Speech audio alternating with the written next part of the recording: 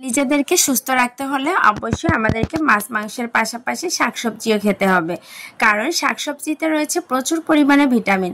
আর এই ভিটামিন সমৃদ্ধ খাবার খেলে আমরা নিজেদেরকে সুস্থ রাখতে পারবো। দেহ সুস্থ থাকলে মনও ভালো থাকবে।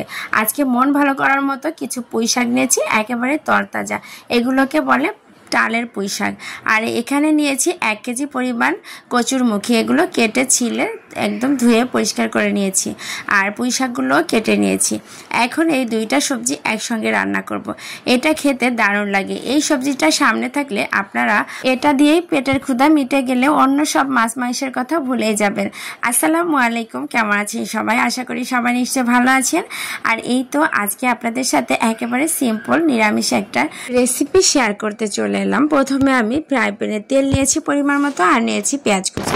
পেঁয়াজ কুচিটা একটু নাড়াচাড়া দিয়ে এর মধ্যে দিয়ে দিয়েছি বাটা মশলা।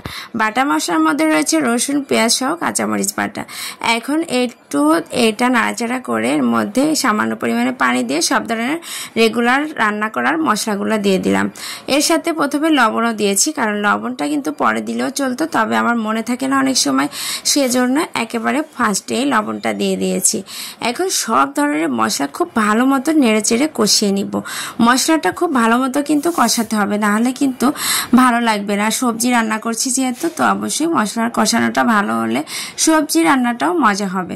তো এই মশলা কষানোর মধ্যেই দিয়ে দিয়েছি আমি কচুরমুখীটা প্রথমে সিদ্ধ করে নিব, মানে সিদ্ধ হয়ে গেলে এর মধ্যেই দিয়ে দিব পুঁই শাকগুলা কিন্তু কেটে ধুয়ে আমি পানি ঝরা দিয়ে রেখে দিয়েছি। এখন এটাকে নেড়ে চেড়ে আর ঢাকনা দিয়ে ঢেকে আমি রান্না করে নিয়েছি।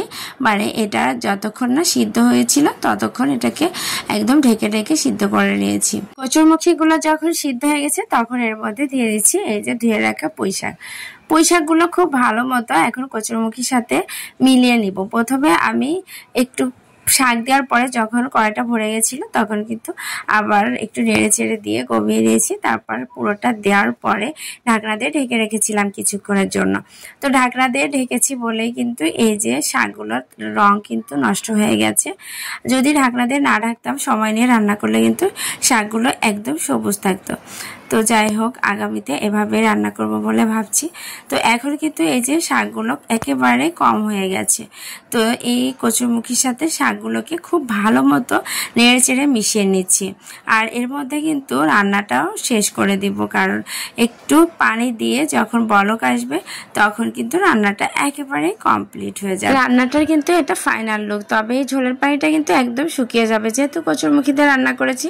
ঠান্ডা হলে একদম শুকিয়ে কম হয়ে যাবে। তো এখন আমি পরিবেশন করে দেখাচ্ছি। আজকের রেসিপিটা কেমন লাগলো অবশ্যই জানাবেন। ভালো লাগলে কিন্তু অবশ্যই নিজেরাও ট্রাই করবেন। তো আজকের মতো এ পর্যন্ত, সবাই ভালো থাকবেন। আল্লাহ হাফেজ।